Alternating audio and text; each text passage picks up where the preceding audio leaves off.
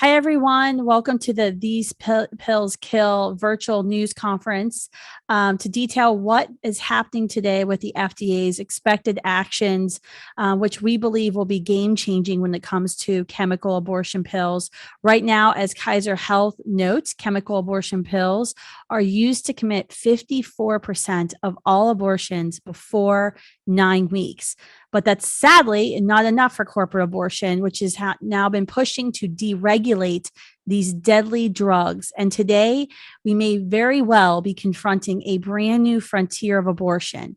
No test, online, chemical abortion distribution, in essence, death by mail delivered to your doorstep.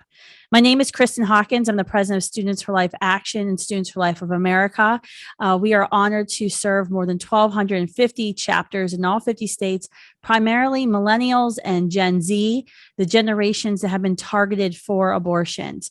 Today, I'm honored to say that I'm joined by several pro-life leaders and experts who've been fighting alongside Students for Life to stop a coming crisis of deaths in homes across our nation.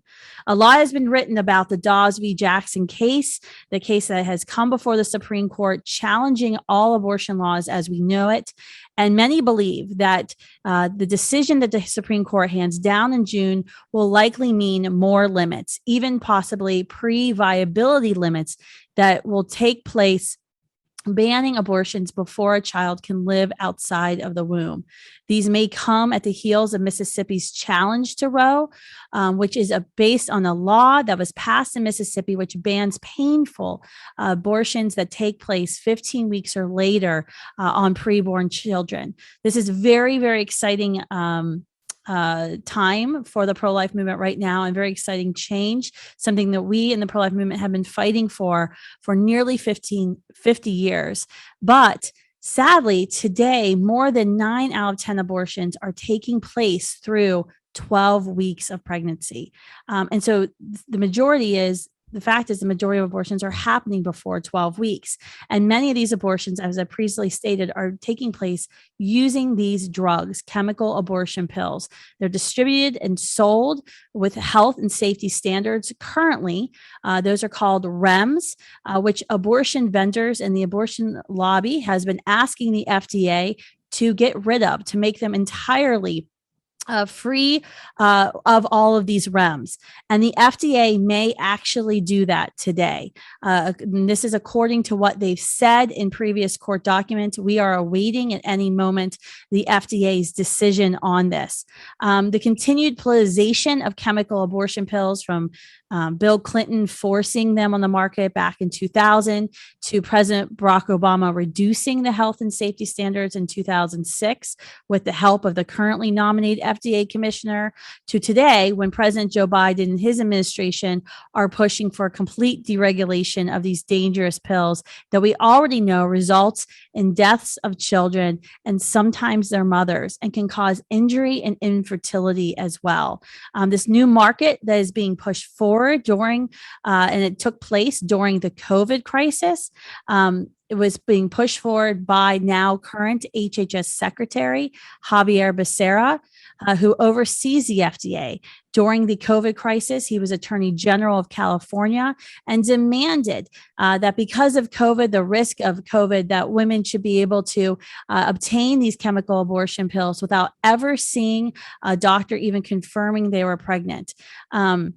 What's ironic about the fact is that these pills, they risk women's lives, yet the abortion lobbies for so long declares that they are about saving women's lives in abortion.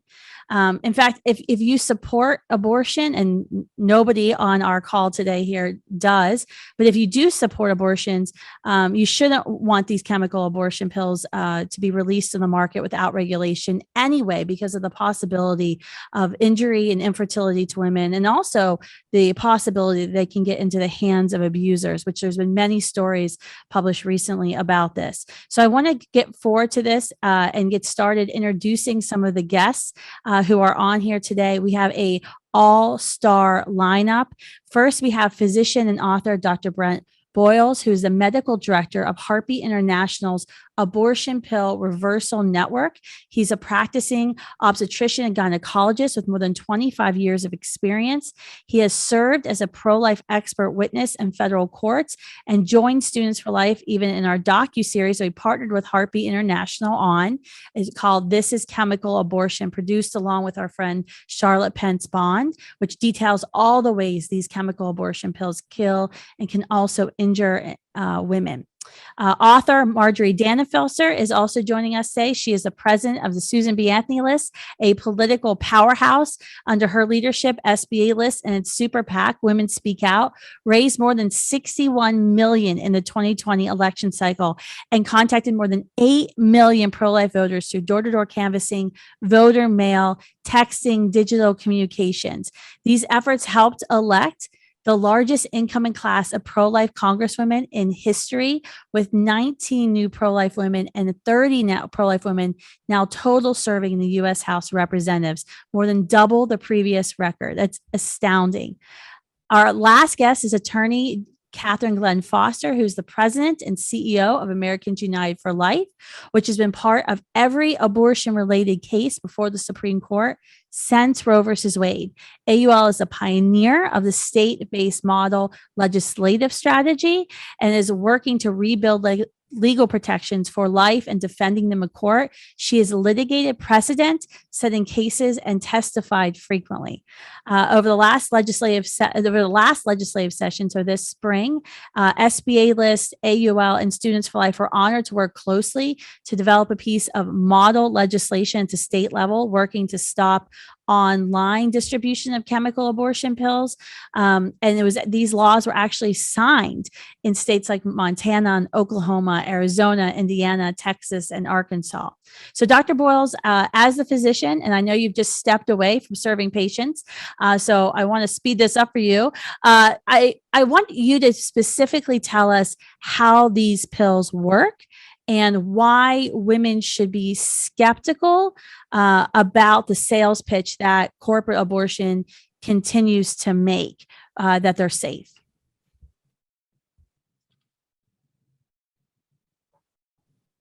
Dr. Boles, I think you have to unmute yourself. I don't hear you. There we go. There you go. You're on now. Yes. Well, thank you. It's good to be with you. The abortion pills work because there's a vital hormone that the woman's body produces from the very moment of conception called progesterone. And that hormone is critical for the success of the pregnancy. Mifepristone was developed as a progesterone blocker. So when it is administered, it binds to the progesterone receptors in the uterus and the ovary and shuts down the action of the progesterone that the pregnancy needs to survive. So the unborn child at that point is starved of nutrients and oxygen and fluids and usually dies from that. And then 2 days later, a medicine is given that induces what is essentially labor, uterine contractions that expel the pregnancy tissue. The complication rate from these is vastly underreported, and that's why women should be very skeptical about the marketing pitch. In the United States, there is no data set in existence that supports the assertions that the abortion industry has that abortion overall is safe, and particularly that medication abortion is safe. There is good data from Europe. International authors tend to be more unbiased in their writing about abortion, but American authors who write about the safety of abortion are virtually all abortionists, and virtually all are funded either by Danco, the company that makes mifepristone, or by other top international funders of abortion. So their conclusions are just radically wrong because they ignore the overwhelming data about the safety of abortion overall and the safety of medication abortion in particular. Before the FDA stopped keeping records, there were over 5,000 adverse event reports to the FDA from the first few years of medication abortion. And rather than act on them, they just stopped collecting them. So the Food and Drug Administration is ignoring women's safety. your audience should do something right now that is hard for pro-life people to do. And for a moment, let's just not even think about the baby. We all know that abortion is wrong because it takes an innocent life each and every time it's done. But if you're truly an advocate for women's safety and women's health, then you should objectively and honestly look at the data and discuss the data. And if you don't, you're not an advocate for women. You're an advocate for abortion, but not an advocate for women. And that's what we're seeing when we see people making statements like medication abortion is safe by every measure, safer than Tylenol. Well, that's a Cecile Richards quote. That the complication rate from medication abortion is overwhelmingly rare, and that's simply not the case.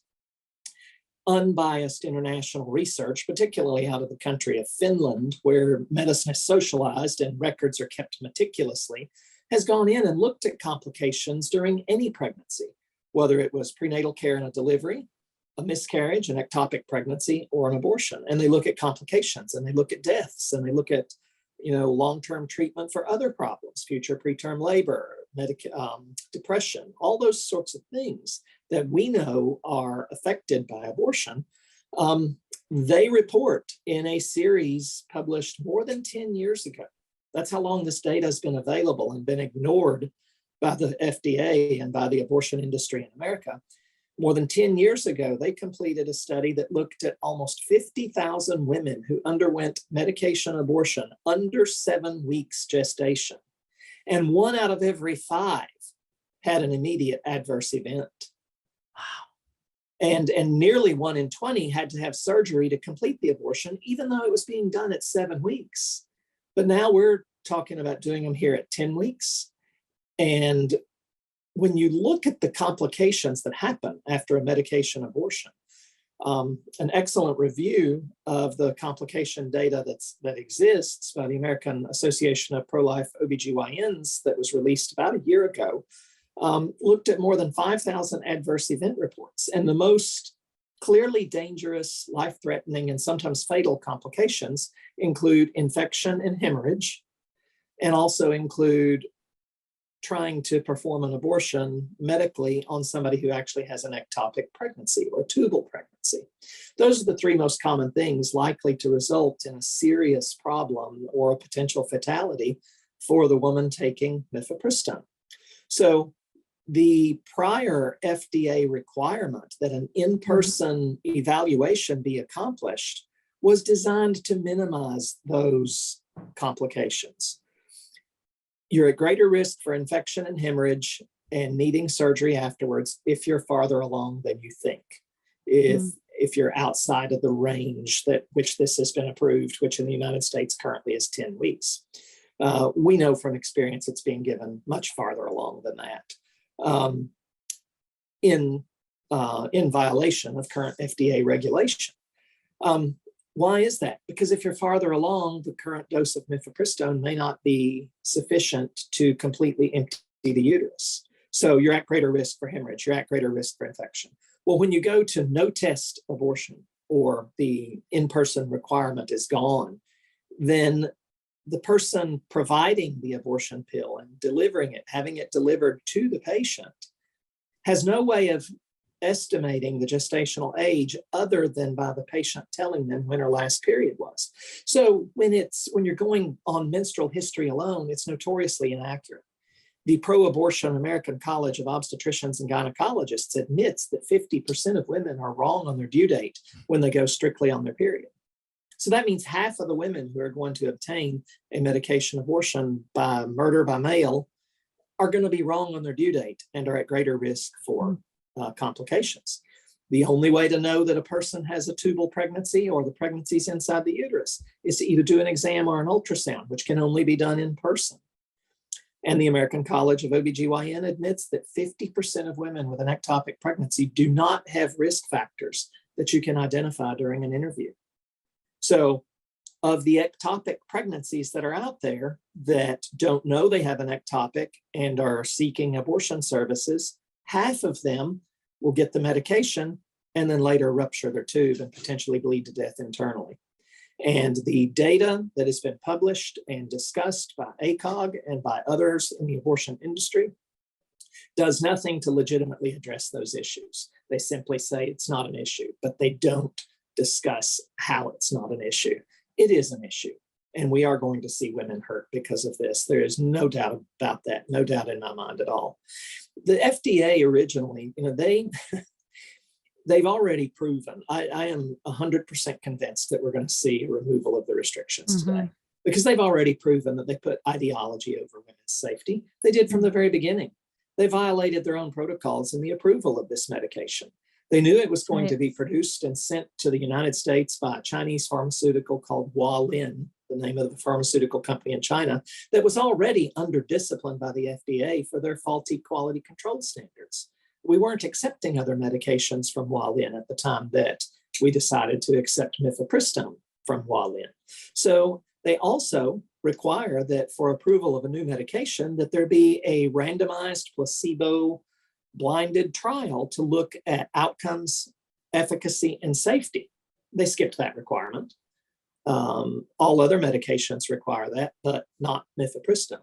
So it was approved in violation of the FDA's own standards because ideology was more important than women's safety. And that has continued to this day. They've ignored the fact that they once openly discussed how it was sufficiently dangerous to have a black box warning. The FDA approval had a black box warning that women should not be given medication abortion services if they did not have immediate access to emergency medical care for the complications that can occur. But now the abortion industry is telling us that, too many women live too far from medical centers to get good quality care, but they deserve to have an abortion. So let's go ahead and mail them their pills. And then when they have a complication, they'll be several hours away from the nearest medical center. It's mind-boggling. And we don't have any national chemical or any national abortion reporting law at all. So how will we even be able to track the complications that come from the dangerous distribution of these drugs? We don't. And the FDA has no desire to. In fact, they dropped their pretense at trying to look at complications a long time ago. They quit. They initially wanted complications and deaths reported, and then they dropped the requirement that complications be reported. Not that anyone was complying with it anyway. And now they will probably drop the requirement that deaths be reported. So they don't want to know, and they don't want the public to know. And it's unbelievable because you can go to any pregnancy chat room that's out there on the internet. Our team started doing this during COVID, doctor, and we were going to these pregnancy chat rooms to identify women who are experiencing an unplanned crisis pregnancy and to offer them help. And we've, seen a lot of great results, meaning babies saved from this. But what we found that was an unintended thing was that we found women who were going to these the baby apps, and they were telling their stories about chemical abortions. And they were going into these centers, these chat rooms, essentially to warn the other women that if you want to have abortion, get a surgical abortion, avoid the chemical abortion. Let me tell you about this drug I took, and I thought it was going to be easier, and it was the most painful thing I've ever done in my life. It was unbelievable. We actually compiled a book, a little booklet we sent out to members of Congress. If you go to thisischemicalabortion.com, you can download it, but it's just 70 pages of all of the women who, some of them said that, they didn't regret their abortion. Some said that they were. This wasn't like a pro-life, pro-choice conversation. It was just women warning other women about how painful and dangerous these chemical abortions really are, which lines up with everything that you've just shared with us, which is just absolutely shocking. One last question before I turn over to Marjorie. And I want, since you're the medical director of the Abortion Pill Reversal Network, can you share with us why and how abortion pill reversal works? Because there has been a concerted campaign in the abortion industry's attempt to deregulate these dangerous drugs and to push out these chemical abortion pills. They want them everywhere, including college campuses. We've been fighting that. But there's been like Huffington Post pieces, other pieces that have been written discrediting the attempt to reverse a chemical abortion. They've taken down your ads on Google. Heartbeat International's ads on Google's for misinformation, but we know that's not true. It kind of perplexes me because the abortion industry has already gotten her money. If once they sell her the pill, whether it's mailed to her or given to her in clinic, they've already gotten her money. I don't know why they're so insistent about trying to stop any information to be spread about how, in some cases, a chemical abortion pill can be reversed. Can you share with us a little bit about that? Absolutely. And the point you just raised is just very perplexing, but I think I have an answer to it. Why, if the abortion industry are really just neutral arbiters of choice and they want to respect and empower women, why don't they respect the choice for a woman to change her mind? Because they're worried about abortion advocacy, not about advocacy for women. And here's why that's the truth. I believe it was Daniel Grossman. Of course it is a writer, prominent abortionist and researcher and author, who was being interviewed by Slate magazine several years ago and was asked about this very issue. And he had a Freudian slip when and I'm going to paraphrase here because I don't remember the word for word quote, but he said, we don't want the public to have a perception that there actually is abortion regret. Because if it's publicly discussed that you can reverse the effects of a medication abortion, then it just simply follows that you need to do that because women do regret what they did and they change their mind. They don't want the public to know that occurs as often as it does. But Heartbeat gets 300 phone calls a month from women asking about reversal services. 300 calls a month, despite the fact that Google's throttling our ads. We're harder to find because of that, but we are still getting 300 calls a month. So women do change their minds. The other thing they don't want is pictures of healthy babies at term and smiling mamas who are happy that their reversal worked. They don't want those things circulating on social media because when they do, they go viral and they humanize the unborn child in a way that few other things do. I posted one picture of the first baby that I delivered after successfully reversing the patient's abortion myself. I posted that. That was 3 years ago. Within a week, it was shared more than 10,000 times.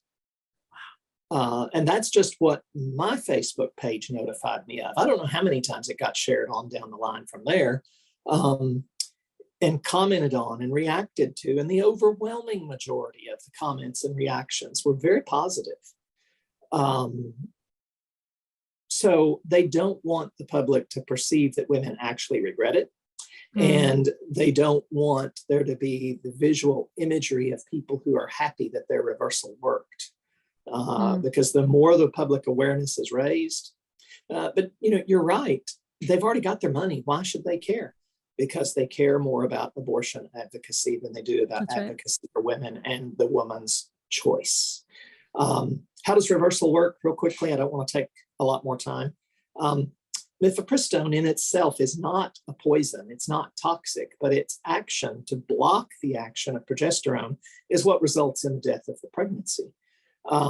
So the principles of basic science taught in medical school, physiology and pharmacology, talk about the reversal inhibition of different hormones in the body. And how there are many ways to use those concepts therapeutically in all kinds of treatment for different endocrinological disorders and other medical disorders. So the basic sciences of physiology and pharmacology support the use of progesterone to overcome a progesterone blocker. Basic science supports it. The animal data supports it. A study out of Japan in the 1980s looked at pregnant rats, half of whom were given mifepristone and half were given mifepristone followed by progesterone. In the mifepristone group, only 30% of the rat embryos survived. In the progesterone group, 100% of the embryos survived. That's a huge difference. It's proof that it works. And then there's the human data. They like to criticize the methodology because they can't criticize the numbers. So they try to mislead.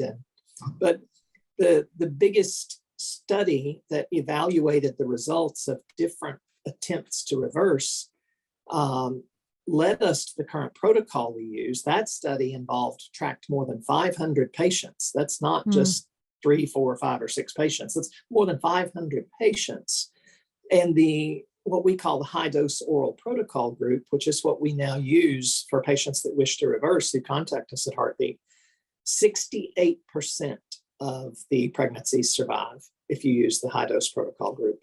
That's awesome. That's such great news. That's awesome. That's awesome news. There's the human experience. There are the pictures. There are the women. I have a good number of women who have babies at home right now because they contacted Heartbeat and we prescribed for them. So we've been able to track that just in the last few years, more than 2,500 babies have survived their attempted abortion because we gave them progesterone. Oh, that's and awesome. that number's growing every day.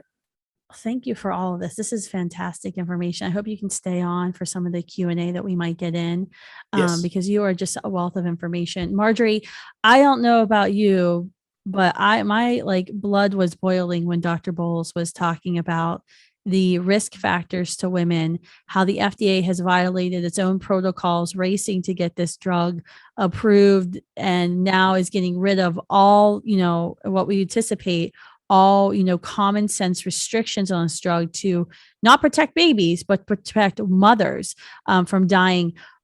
Where can we go as pro-life activists right now? What do we need to be doing to engage on the federal and the state level to fight what we anticipate will be the FDA getting rid of all these REMS, despite all of the science Dr. Boles just gave us and how harmful it is to women? Well, you've been leading in that way, as is Catherine, and I'm so grateful to both of you on the federal and the state level. This is a point of great unity in the pro-life movement. And focused on what's happening before us at the Supreme Court and in this area as well. So I was very moved, Dr. Boles, by the science and the data, and also your point that about what the abortion lobby wants and what they don't care about. It has been clear for so long that they care so much, that the abortion lobby is not a women's lobby. That used to be at least a seeming outgrowth of the women's liberation movement long ago, when they talked about it being safe, legal, and rare. Like, obviously don't care about it being safe. They definitely don't care about it being rare, because if it's a human right, as they see it, why should it be rare? And what they really care is that it remains legal. So they care about the institution of abortion more than the women that are getting it. In fact, the women are so dimly lit in the room of their choices that they can't even see the women anymore. So much so that the lies are just breathtaking.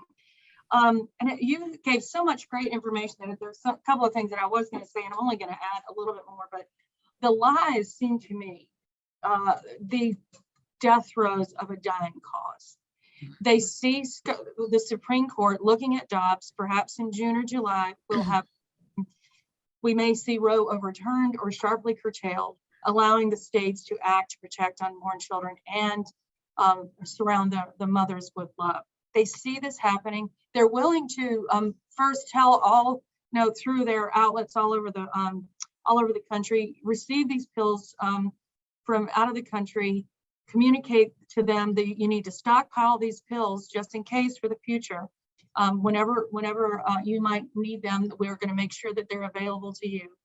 They're willing to clearly circumvent future laws. They talk about how they're going to circumvent the law if states start to be ambitious in protecting unborn children.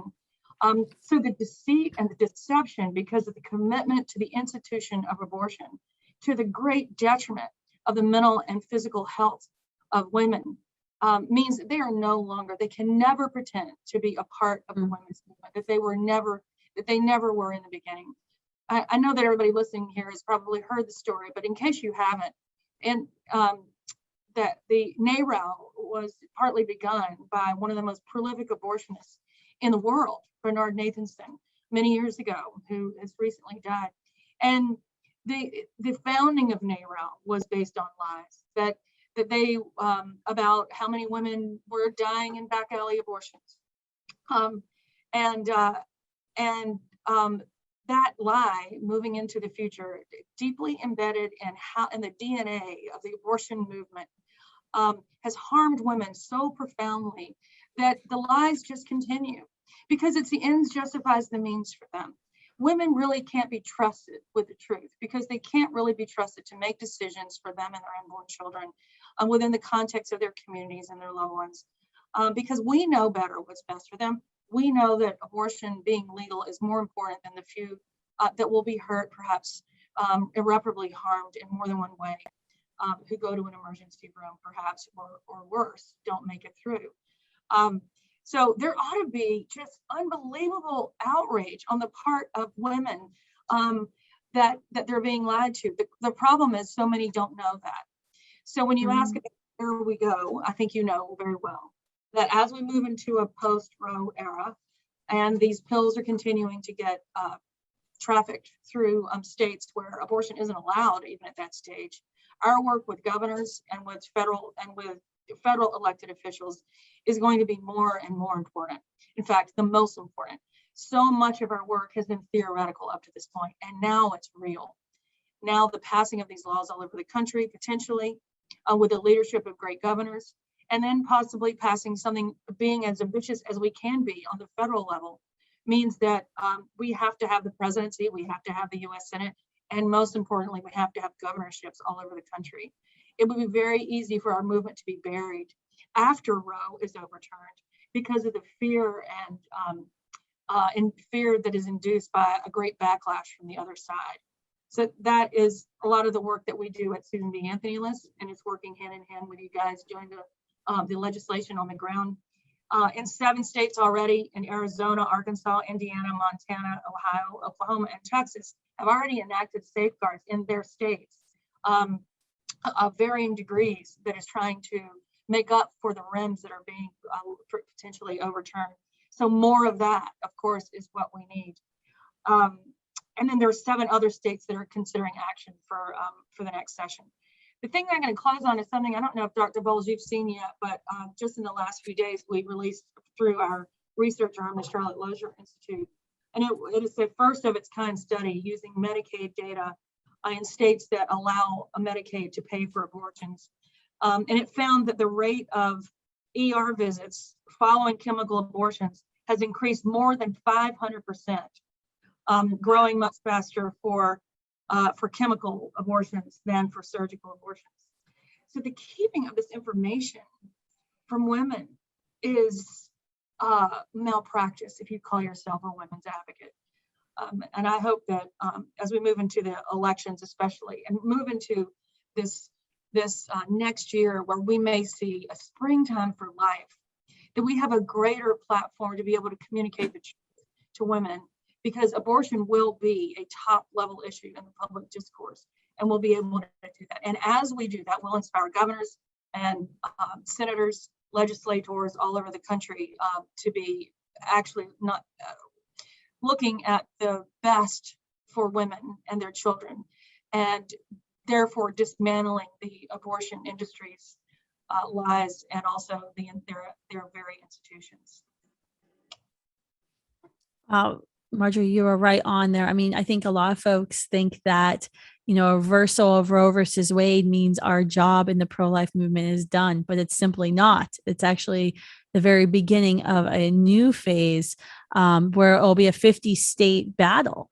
And you're very right on about we're going to have to ensure that we win the presidency, that we we win back the majority in the U.S. Senate, state governor races, and also state legislative races matter because this decision is going to come back to the states, and that's going to be where we're going to be fighting. And you're right, the abortion lobby is going to use the fear of Roe versus Wade being reversed. We've heard this over and over again on campuses where, students will say that they support Roe, and then we'll ask them if they actually know what Roe versus Wade is, and they have no clue. And once they know Roe, they don't like Roe. And so, they don't understand just how extreme the Roe versus Wade is, our abortion laws are in our country. And then when they find out about chemical abortion and the gruesomeness of chemical abortion, the fact that girls are sitting in dormitories, shared bathrooms, aborting children into the public sewer system, even students who claim to be pro-choice in favor of the right to have an abortion do not like that information. It's actually very easy to persuade them to come on our side on this issue. Catherine, I want to bring you into this conversation. At AUL, American United for Life, you all have been tracking every abortion law since Roe versus Wade was first handed down. Talking about, Marjorie mentioned again the work that we've been doing in coalition in states to pass laws to ban the online distribution of these dangerous chemical abortion pills. I believe we are all predicting a kind of a flood of new laws being introduced this new spring legislative session, which will begin in January in the new year. For any state legislators who are tuning in today or watching the replay, what do they need to know? What is important for them when they're crafting pro-life laws in their states? Yeah, and really this goes back even to the Dobbs case. This case is monumental, and we all know this. And I know it's been a decades-long effort by each of us on this call, and I'm so grateful to each of you and to so many of the strong pro-life advocates who were listening to this conversation. But I do think that it took many of us by surprise when the Supreme Court announced that they were going to consider this case, because so many cases come up before the court. And even though they hear a case on abortion every couple of years, on average, one every 2.5 years, they only consider a fraction of cases overall, and even don't hear most abortion cases. Now, states protect life at different stages, some earlier, like Texas, and some later at 21 weeks. And so why is the Supreme Court considering the issue of 15 weeks in particular? Only the justices know. What we do know is that the Supreme Court could use this case to end Roe and end abortion culture as we know it. And then once that so-called constitutional right to abortion is no more, protecting women, mothers, and their children from chemical abortion becomes a whole lot simpler, because we, the pro-life movement, we are also pro-woman.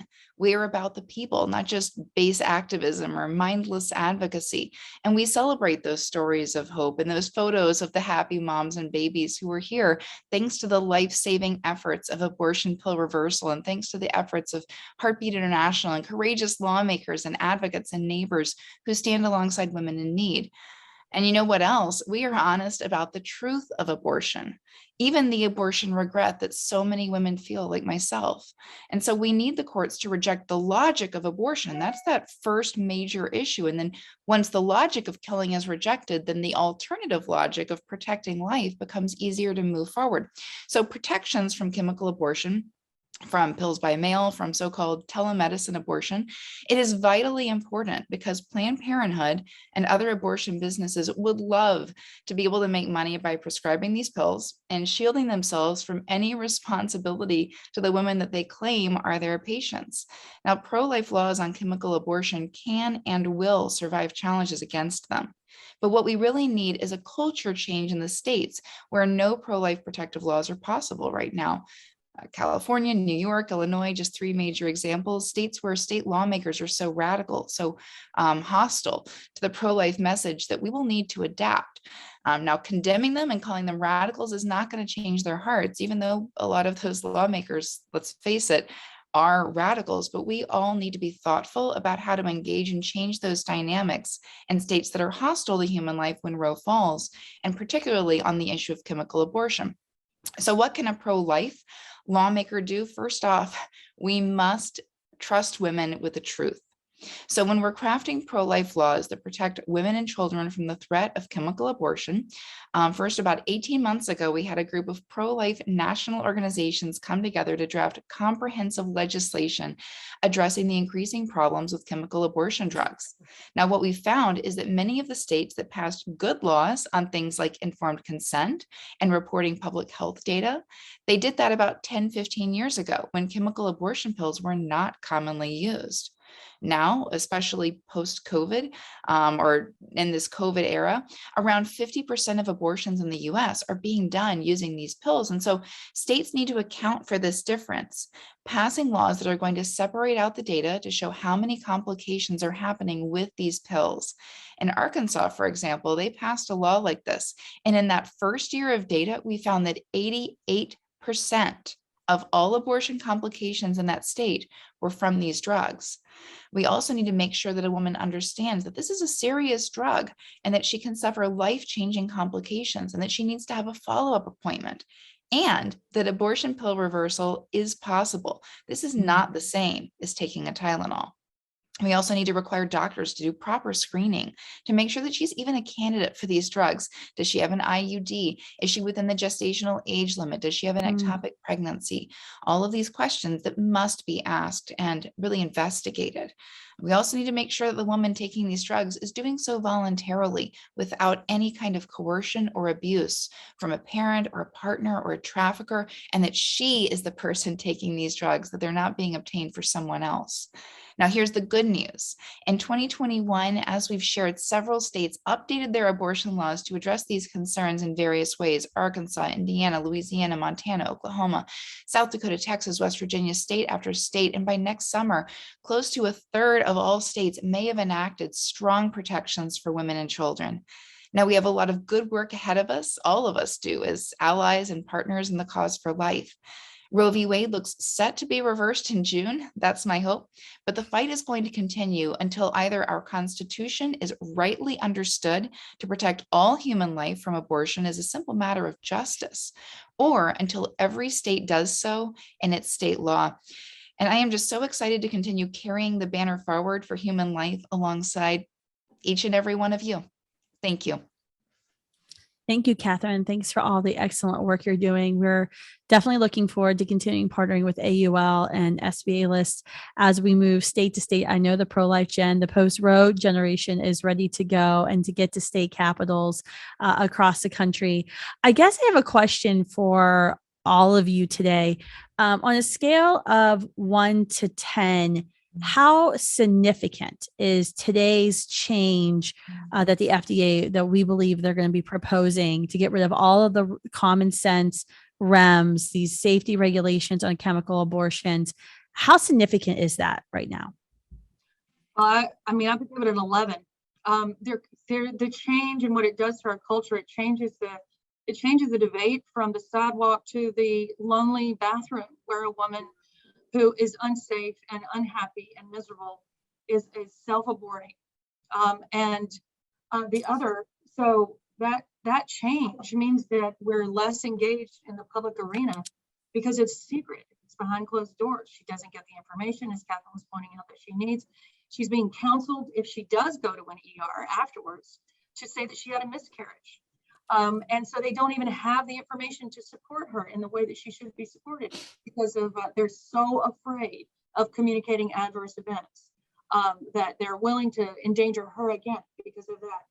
Just for the health of the woman and the life of the child, it could not be worse. And this is such a top priority that it should, within the context of where we're headed next year, we hope, it should be a very, very top priority for the entire pro-life. I would also put it at an 11. It's funny for a movement, the pro-abortion movement, that claimed to be about, with the tagline, "Shout your abortion," where they wanted everyone to talk about their abortion stories. It's really interesting to see how often they want to sweep abortion under the rug and not have an open, honest conversation and shut down stories of abortion regret. They do not want the truth about abortion to get out there.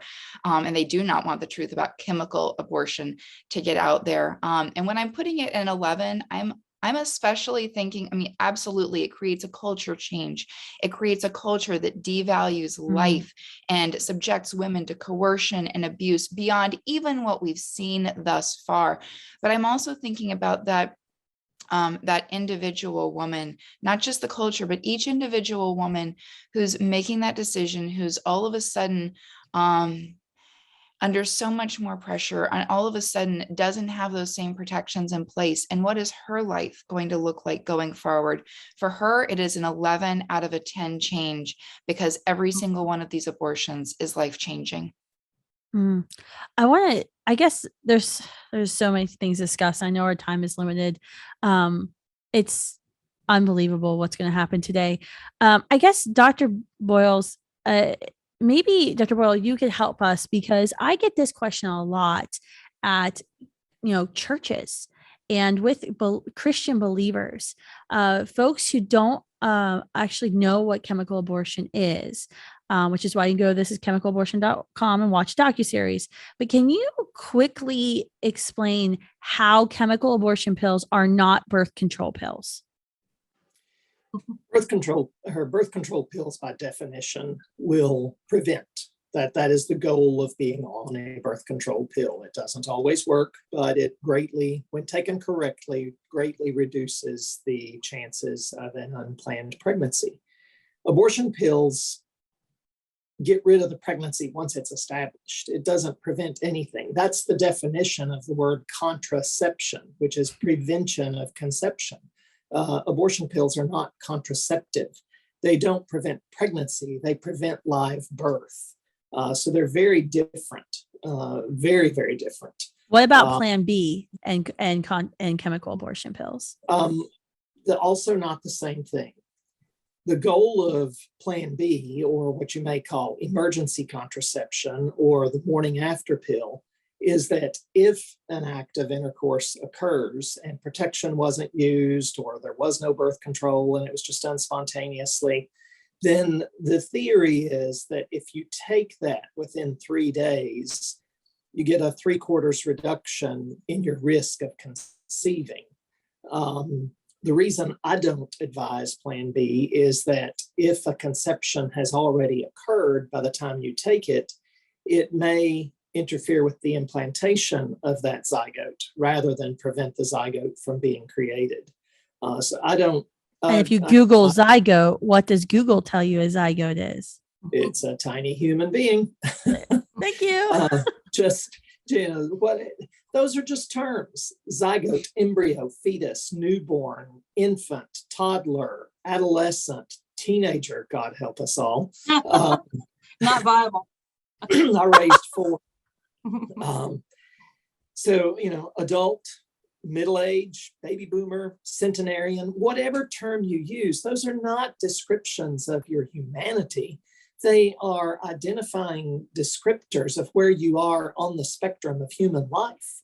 I'd like for your listeners to go to lifenews.com, and in their search bar, just type the number 41. It will produce an article for you that gives you 41 scientific references and quotes from preeminent scientific minds, not pro-life people, just scientists who all say that human life begins at conception. So when you hear an abortionist like Dr. Jen Gunter say things like, a seed is not a tree, just like a baby's not a fetus is not a human. She tweeted that recently.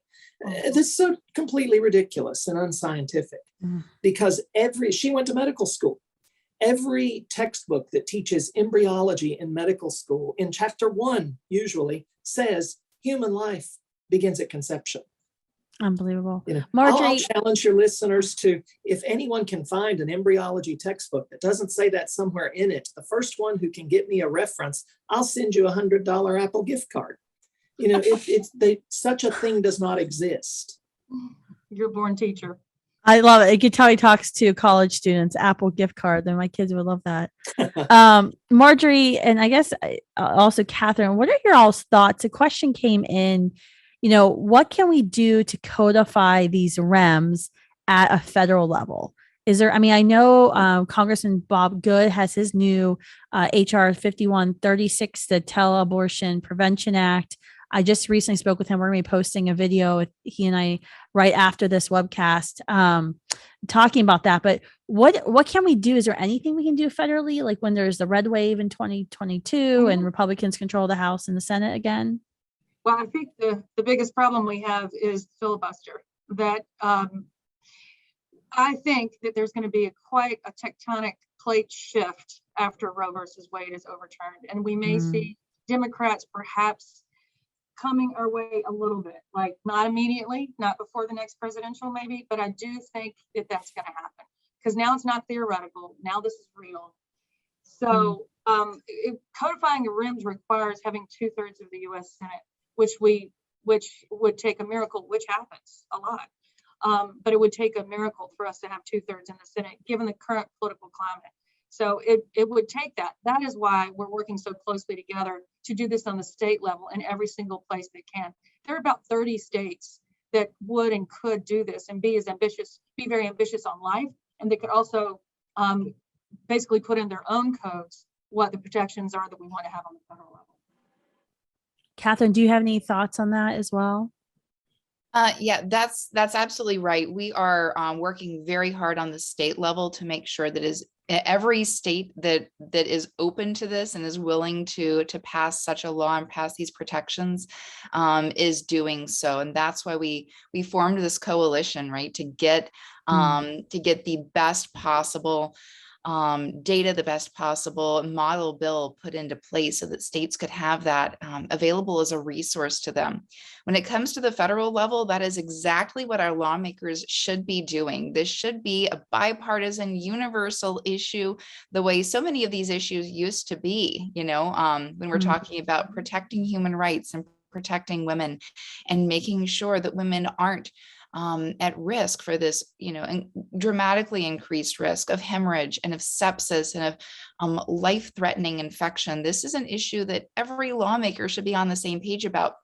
But just like at the Supreme Court, when it comes to abortion, sometimes things change. Justice Thomas, in particular, has written really powerfully on that issue, talking about how, when a plaintiff is Planned Parenthood, when we're talking about abortion, suddenly everything goes up in the air, and all of a sudden some battle lines get drawn that shouldn't have been there and wouldn't have been there if it weren't abortion. So I hope that our federal lawmakers can put that issue to the side, the fact that we're talking about abortion and they've decided to make it political when it shouldn't be.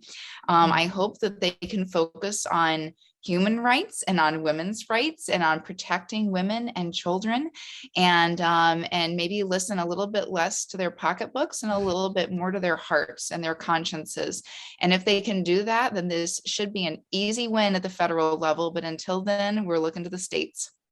You said everything so politely. It was so nice. Something Dr. Boles said at the beginning of his presentation about, and in fact, I say it a lot when I'm on campus is giving speeches, because I get asked, why are you citing data from Finland? Why are you citing data from non-American countries? And it's really because there really isn't good data. And Marjorie, I was so excited to hear about the Charlotte Lozier Institute's new study, because we need good data on abortion. You would think it would be a nonpartisan thing here in America.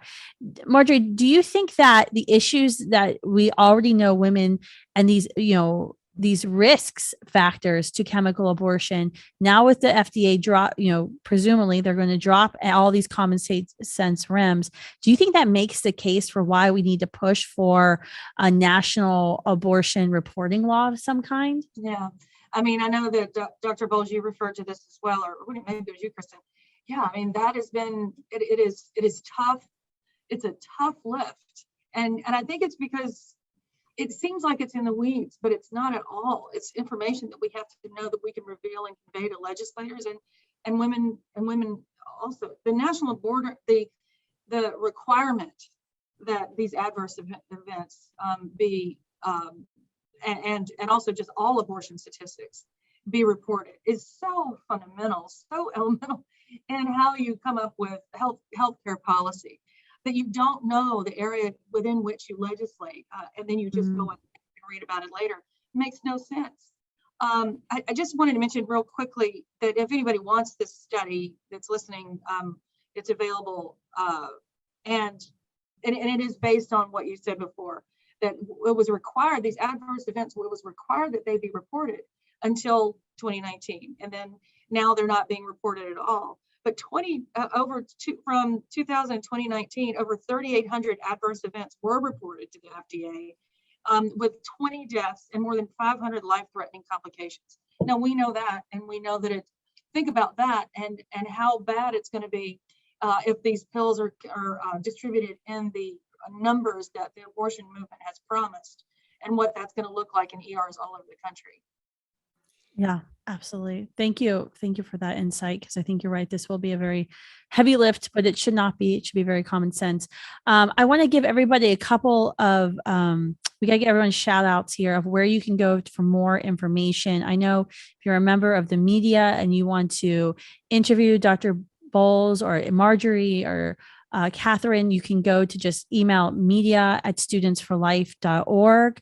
I know you can go to thisischemicalabortion.com, watch the docuseries that we put together with Heartbeat International, Students for Life Action, Charlotte Pence Bond. You can also email your members of Congress right from that site. You can download that free booklet we put together of just women's unfiltered, raw testimonials that they're posting in pregnancy chat rooms across the internet about how dangerous and painful chemical abortions are. Charlotte Lozier, we've got to get everyone going to your all's website. Marjorie, what are the websites you want to direct everyone to? I think that's the one. There's so much information on there. The Charlotte Lozier Institute. That would be great. If All right. Is it charlottelozierInstitute.org? Yes. Yeah. Okay. Just Google Charlotte Lozier Institute. It'll pop right up. And Google hasn't banned you yet, so you're good. Not yet. Yeah. Catherine, how can folks get in touch with you?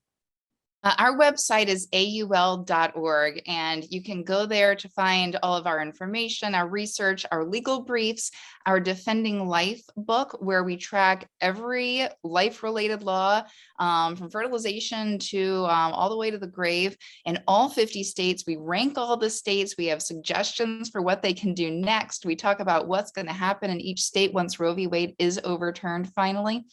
You will also find there Unsafe, our resource that goes behind the doors of these abortion facilities and gets to the truth of what's really going on. So all of these resources are right there at aul.org. And Unsafe is a great report. I quote it almost every campus speech I give. Dr. Boles, I assume everyone needs to know about abortionpillreversal.com. Are there any other sites you'd like to refer folks to who tuned in today? Sure. First, I'd like to reiterate that the other two ladies that are on here, their sites, the Charlotte Lozier Institute and Americans United for Life, are both excellent.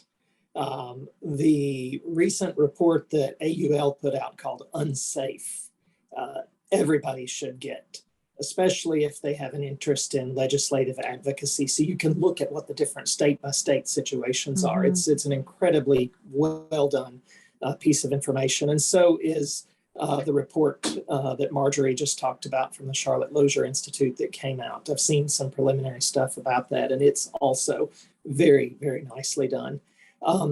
Remember the address, www.abortionpillreversal.com. If you're a sidewalk advocate, get some cheap business card templates at Office Depot and print that on them, and then print the 877, the toll-free number that's answered 24 hours a day. Give those to people who are walking out of abortion clinics with a little brown bag in their hand, because that will make it easier for them to find that resource. And then if you're looking for other information about Heartbeat International, which is the world's largest association of pregnancy help centers that were around the world, APR, phone calls from more than 40 countries in the last year, reversal services. But so abortionpillreversal.com and then heartbeatinternational.org. And if anyone wants to contact me, you'll be able to find a number through which a message can be given to me if you're interested in questions or things like that that I may be able to help with. Thank you so much for your time today, Dr. Boles. And thank you, Marjorie and Catherine, for joining us. It's been a real honor to partner with you all on this. And I know this is going to be a long fight. And there's going to be a lot more that we're going to be asking you, everyone who's tuning in, to do in the coming weeks and months when it comes to chemical abortion. I'm being told I have to remind you to go to studentsforlifeaction.org, our website, Students for Life Action. We'll be posting a blog there in the next few moments, recapping this webcast where you can get the link. And also we'll be talking about the federal legislation, U.S. Representative Bob Good's bill, Telemedicine Abortion Prevention Act of 2021. Thank you all for tuning in today to this very important press conference webcast discussion about the FDA's pending decision on chemical abortion regulations and how these pills are going to be used to not only kill more babies, but harm women. These pills kill. Thank you.